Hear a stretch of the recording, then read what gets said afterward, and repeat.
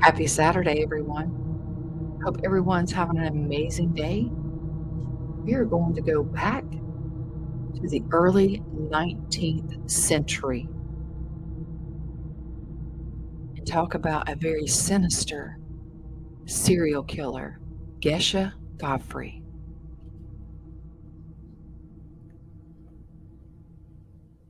She was actually born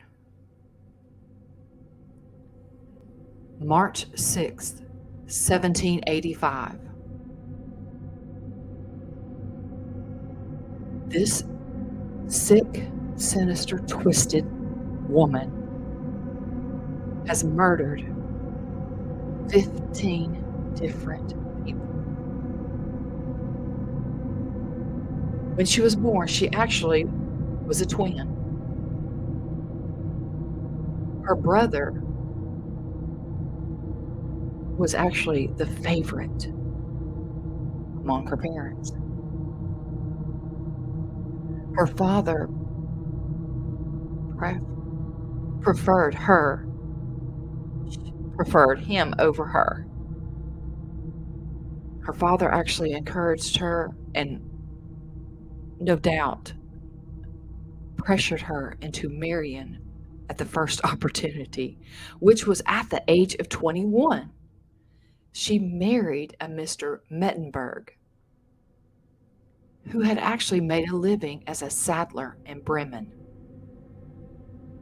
They had 3 children together. But their marriage went awry. When his father passed away, they inherited quite a bit of money. His behavior changed. He started drinking. He started gambling. Around 1813, he had told Gesche that they were destitute and that all of their money was spent. It was gone. A couple of months later, he died of stomach pain. And not too long after that, she had met another man, Mr. Gottfried, which was relatively rich wine merchant. Not too long after that, maybe a couple of years, her mother passed of stomach pains as well. Around that same time, that same year, her daughters died.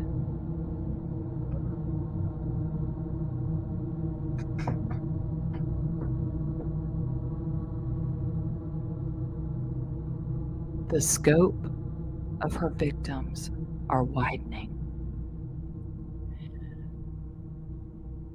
But kind of coincidentally, there was a cholera epidemic in Germany around 1815, which kind of helps obscure all her murders and her crimes that was going on. During that time, she helped as a nurse in the town where the epidemic was growing. This actually gained her the nickname Angel of Bremen. And for me, it's not the good angel. It's like the angel of death. Because that's what she was, an angel. She's not even an angel, except for the fallen angel that we have. That's what she is. Around 1826, she had sold her house to a couple, Rumpf. I can't pronounce these things. They actually had asked her to stay as the housekeeper, which was a mistake, a big mistake. This led to their death. One of the maids left saying that illnesses and death followed Gesche. One of them became very suspicious. So he took his food that Gesche had prepared for him because he had found white specks all in it, which was like a powder.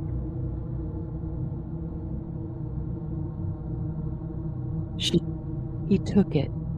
She messed up because he took it to a local chemist where he actually analyzed it and was decided that it was arsenic.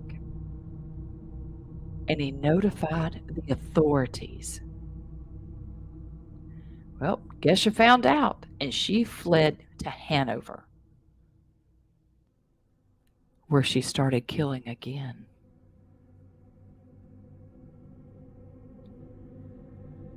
Which was with Mrs. Schmidt and her daughter, May 1827. And in July, she killed Frederick Klein. She was ultimately captured around March the 6th, 1828, on her 43rd birthday. And man, did the news spread quickly about her arrest. She confessed to 15 murders and also confessed that she wanted to kill more. Honestly, there was no reason behind her crimes. Everything remains unclear and very widely debated of why the emotional depravity that she had suffered.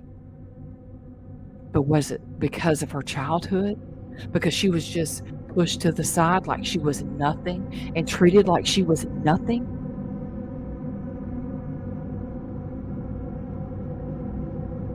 Some say that she had suffered from Munchausen syndrome by proxy, which is actually really common in female serial killers.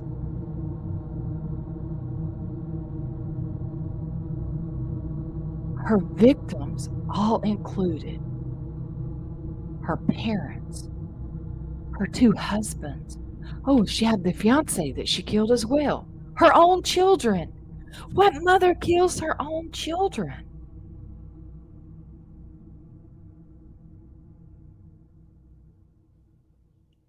But before that, before she was a suspect in any of these murders, she actually gained widespread sympathy among the town of Brennan because of all the devotion that she put into her nursing the victims of the cholera back to health. And during their time of suffering, well, the angel of Bremen was actually an angel of death.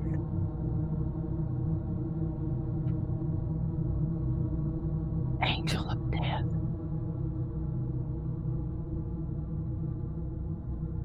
She was actually the last person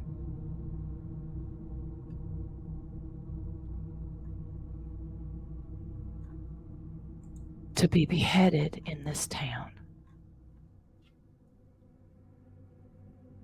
This is where she was beheaded. It's called a spitting stone. And I know everybody's seen those movies where they're about to hang somebody or, they're about to behead and everybody comes up and just spits on them. That's it right there. That's where she was killed.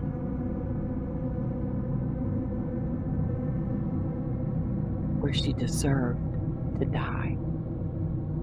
Some of these bottles you could find arsenic, any type of poisoning, and, back then it was like a powder, and now it's like a flake, and then the liquid form, of course.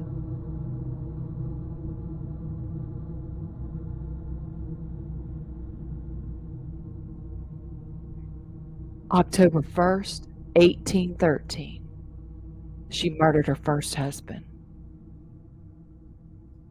2 years later, she murdered her mother, May 2nd, 1815. May 10th, 8 days later, 8 days, 1815, she murdered her daughter. 8 days later, May 18th, 1815, she murdered her other daughter.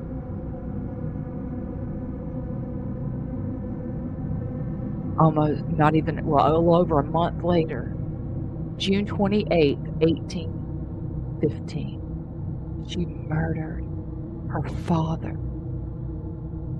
September 22nd, 1815, she murdered her own son.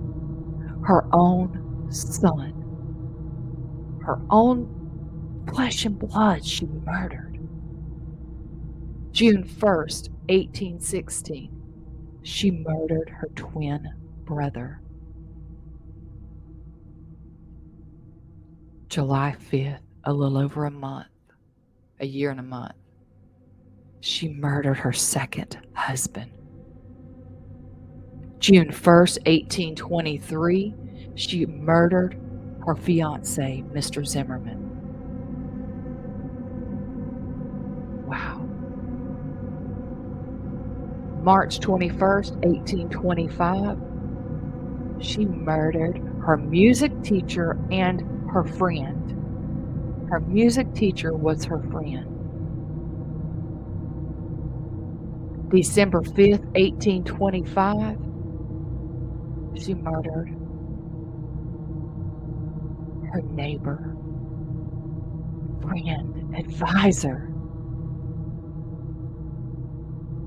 That same month, on the 22nd, she murdered her landlady. Wow. May 13th, 1827, she murdered the daughter of Betta Schmidt.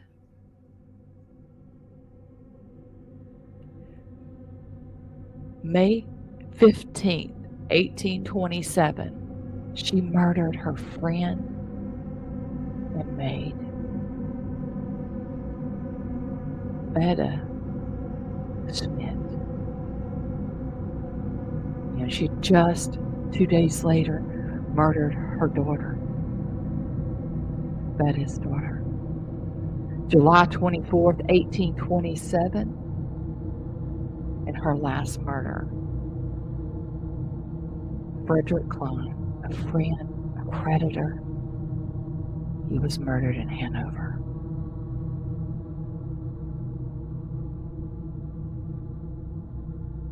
This was her death mask. I honestly had no idea that they used them on such a sinister individual.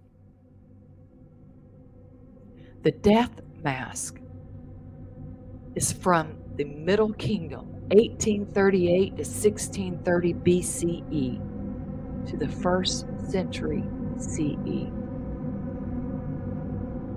The Egyptians placed these masks with generalized features of the face of their dead. The funerary mask served to guide the spirit of the deceased back to its final resting place in the body.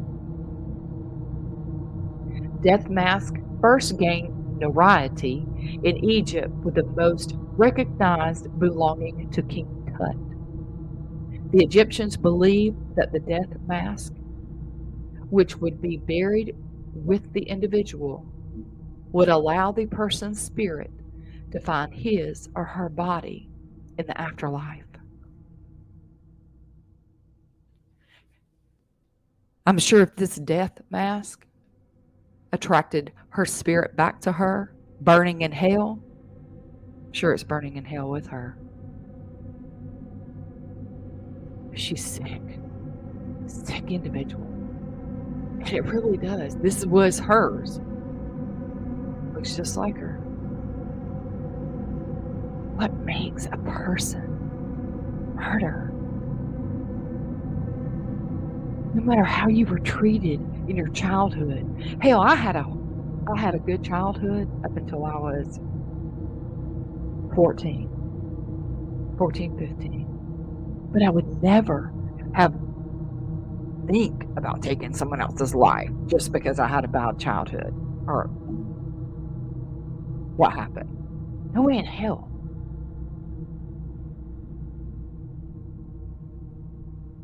And I keep saying it, what gives a human the right and the authority to act like God and take someone else's life? It makes no sense to me. None.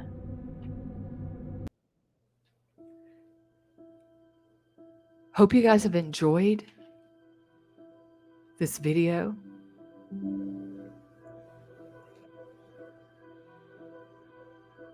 And always remember, we are not the authority. We don't have a right to take anybody else's life. And I'm talking about just because I had a bad childhood or someone did something that hurt my feelings. That's what I'm talking about. I'm not talking about in self-defense.